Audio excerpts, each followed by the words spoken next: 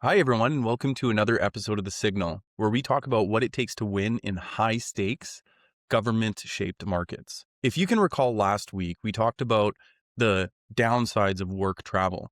There's the cost, which everybody thinks about, an average of about $1,300 per trip, all included. The dangers that I feel so viscerally of lugging around a 400-pound trade booth across an entire conference campus. These are all things that make work travel a challenge. Now, it doesn't mean that you're going to stop traveling, but it means that you need to be very sure that the money you spend and the time and resources you spend are going to get you a return.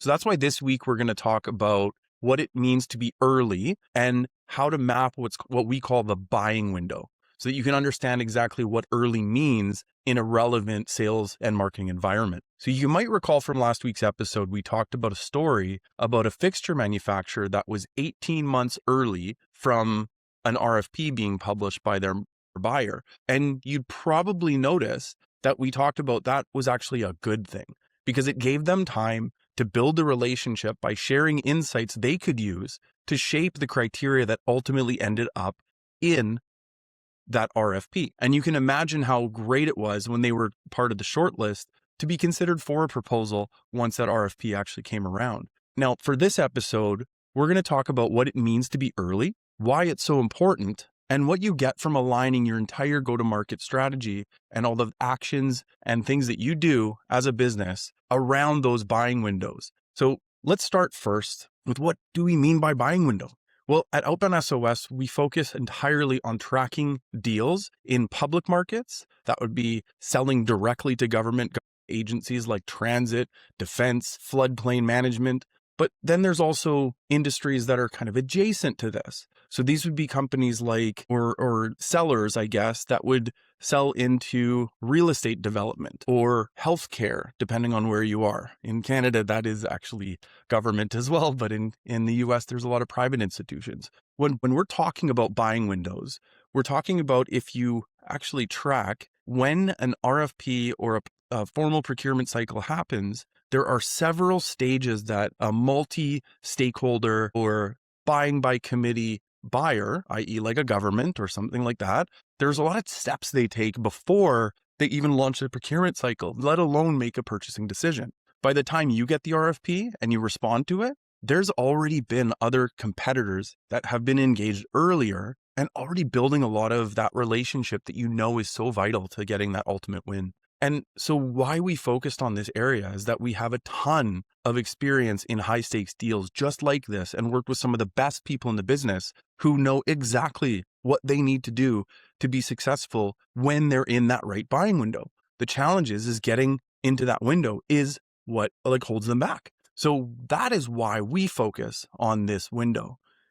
And I'm going to give you an example of why this window is so important. And let's take the real estate development example I mentioned earlier. In working with a company out of the Pacific Northwest, they were a sub-trade that sells to real estate developers, but they could only buy, so they could only be considered for a project in a specific buying window. And that was about 30 to 60 days at the maximum. So if they came in too early, the project was literally not even approved by the government, the people that, offered permits, that kind of stuff. And so they're obviously not hiring sub trades if they might not even have a prime contractor at that point. And if they get in too late, they've already missed the boat because the short list of that developer, whoever was hired for that job, is already got their people selected. They might have already gone through an evaluation process. So it's really, really vital in this industry and for this particular company to get in that 30-day window. Now, let's take a different idea. Same idea, I guess, different application. In the marine industry, there is a very definitive time frame where vessels are, how can I say this? Well, vessels are expected, I'm calling them vessels, ships. Ships are on regular recurring maintenance cycles that are roughly about 5 years in length. they're expected to last 30, 40, 50, maybe even 60 years. So you might be on a ferry in your local state or province or anything like that, and you might notice that this ship is old. It might have been renovated, it's working great, it's safe, but it's old. Now, the reason being is that these ships are built for the long haul, and because they have regularly scheduled maintenance, which they call dry dock windows. So we were able to map out these regular maintenance cycles and map out what are the types of routine maintenance that they do, for one, and then also what are specific things that only come up once every 2 or 3 or even 4 maintenance cycles. So when we look at that, we know exactly what to expect by the vessel class, the vessel size, what they're built with, what is the technology that they're in, and we map this out. And if our clients that actually operate in this industry, if they don't get in at the right time, they could miss a window by 5 years. So you can imagine what that would be like. So on one hand, you've got the real estate development projects where if you don't get in at,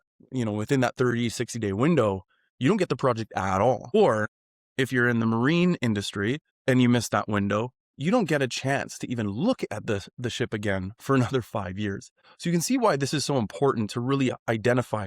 Now, your industry, your business, your solution may not be as vital or as tight of a window or as the highest consequence, but I'm sure you are aware that there is a specific time that you need to reach out to your market that you might not even have knowledge of yet, or you might be doing it just on instinct. You've just done it so much that you just get out there and you have great contacts and you know exactly when to reach out or when they reach out to you.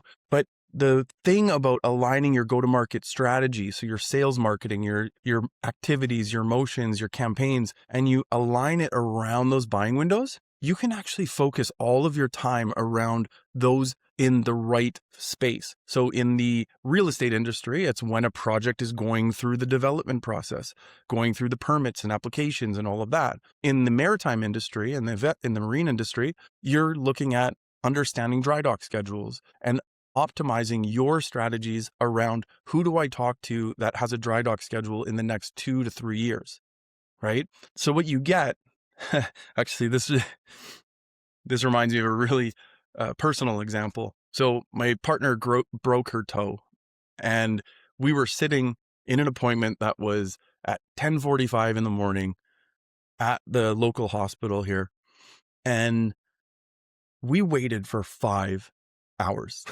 5 hours for a set appointment.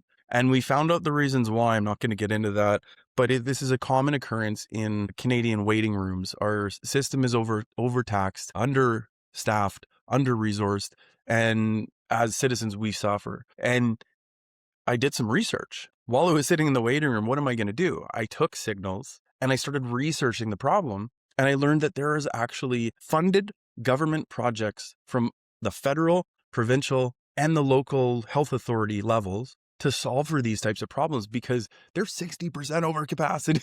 That is absolutely insane. So there's funded projects out there for companies to come in and solve this problem in that direct buying window when there's open RFPs right now and at some organizations and a lot of indicators that they will be open in other areas as well. So you can imagine how a broken toe can lead to business opportunities, but I don't know. That's just the way my mind thinks. I'm always thinking about this stuff. So why does this matter? Again, let's go back to that. We don't want to guess. We don't want to spend $1,300 on a trip that is just a check-in. It's super expensive. We also don't want to lug around a 400-pound trade show booth for a show where you're dealing with a lot of people that may not even be in the market at the time because maybe they've skipped the show because they're actually looking at making a huge change in their organization and how they work. But what I would like you to understand, and something that you can take home and do yourself, is there's kind of a 4-step process that we go through to optimize and align around those steps. Is number 1, you reverse engineer your buying cycle. If you're operating in regulated markets, there's very specific things like what I mentioned with the healthcare, like what I mentioned with real estate, like I mentioned with marine vessels. There's a definitive buying cycle. There's what I call a breadcrumbs. So there's a pathway that leads from ultimate purchase and backwards to when that purchase is just an idea, just a recognition that something needs to change. And there's all these steps in between. So that's number 1. Then you want to identify, where is that buying window? Where is your 30 to 60 days where your influence is going to have the most impact on your ability to be on that short list. The third thing is now you have to brainstorm. So now you figured that out. You identify this is the buying window. You have to figure out, what does my buyer need at that point? Because if you just come in with another demo or another pitch deck or anything like that, you're going to come across as against their interest. You're going to come across as commercial. Josh Braun said it best, is you'll have your commission breath showing. And you want to brainstorm ideas that can be positive, helpful, insightful things, ways that you can become an invaluable resource to that buyer in that exact buying window. And then once you have some credible ideas that you confirm, and I bet you have people on your team, if not you, that already know exactly what they need at that stage. You maybe just never really thought about it in this way. So then you align their needs around them. Then you align your sales motions, you align your marketing campaigns around those specific times when you know your buyers are ready to go. And then you can budget accordingly, and you'll be very impressed with how little you have to spend compared to the blanket method or the shotgun method, when you can snipe on the exact deals that make the most sense for you. So I want to invite you to try this 4-step process. There's going to be a link in the page where you're listening to this. So if it's on your podcast, it'll be in the show notes. If you're watching this on Substack or online, it'll be in the post. But I want you to try this 4-step process and see what you come up with. If you have any questions, if you need any help, by all means, DM me right in the comments. I'll be happy to help. Anyway, hope you have a great day and a great long weekend. And yeah, see you next time. Bye-bye. Bye-bye.